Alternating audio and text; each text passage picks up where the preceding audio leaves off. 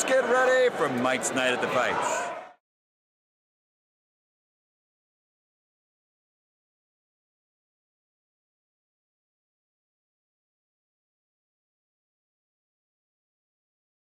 Monroe Jr., last year's Boxino world champion. Willie's kicking back, seeing your old nemesis over here, Brandon Adams, favorite this year to win the tournament. Tell us what's going on in the life of Willie Monroe. Great win over Brian Vera as of now. What's in the near future for you? Fun.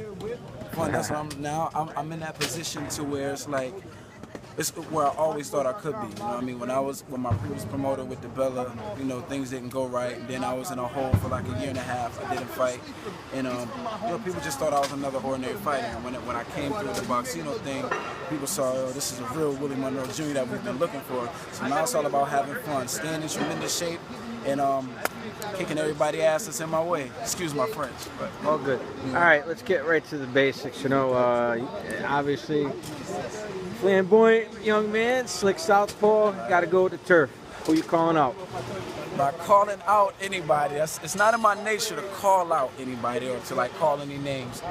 But if there's a couple of middleweights that I would like to mix it up with, just because of their style, and I think will be exciting fight. You have Triple G, you have David Lemieux, you have Andy Lee, who's a big puncher.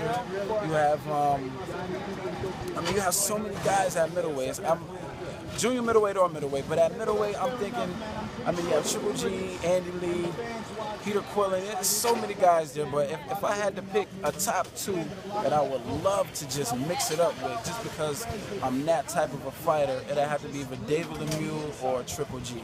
Because those guys have smoke in both hands, man. I'm talking like light heavyweight, cruiserweight power that's installed in middleweight bodies. And I like to see how I fare against guys like that because they're at the top of the division right now.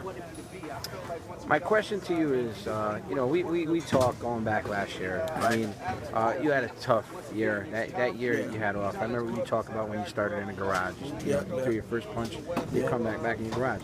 This was an old school comeback. Yeah. Just, you know, you got guys like Teddy Atlas saying that they're seeing you prime out. He said the only thing that you needed in your repertoire is once you set your footing in and once that confidence was there, you were going to be a force to be reckoned with. You got guys looking at you now where you weren't even on the map a year and a half ago. A tournament like this turns around. Now, how does it feel to be in that big swing of things? You know, you're the talk of the town. You're in the contention. Tell us what's going. How wonderful is that? I'm blessed. I think I'm just, you know, you have to, you know, excuse my my religious side. I don't want to say excuse my religious side, but I'm blessed. You know what I mean? I'm a perfect example of a person that walks by faith and not by sight. You know, to make extraordinary history, you sort of have to have an extraordinary history. You get what I'm saying? So, you know, I think God took me through what He needed to take me to prepare me to be a top middleweight, to prepare me to be a top fighter. And, you know, when God takes you through certain things, sometimes we pray, we say, oh, God, I want to be this, I want to be that. You know, God's like, okay, I'm going to take you through what it takes to be that, and if you can make it through that, then you'll get that prize. And, you know, a lot of people falter, a lot of people fall by the wayside, but I stay strong, and, you know, it's not just me. I have to give thanks to my brother, my wife, my kids, my grandmother, because, you know, in the midst of all of it, I lost my grandfather right when I was getting ready. I remember that last time, yeah. Yeah, you know, right on the peak of my comeback, I lost my grandfather who taught me how to fight. And that was devastating, but I think God takes you through things to better prepare you for what He has you prepared for, what He has prepared for you. So, I mean, that just all goes back to my spirituality when it comes to talking about how I made it back and why I'm doing such a good job at this level. And I'm looking to keep going.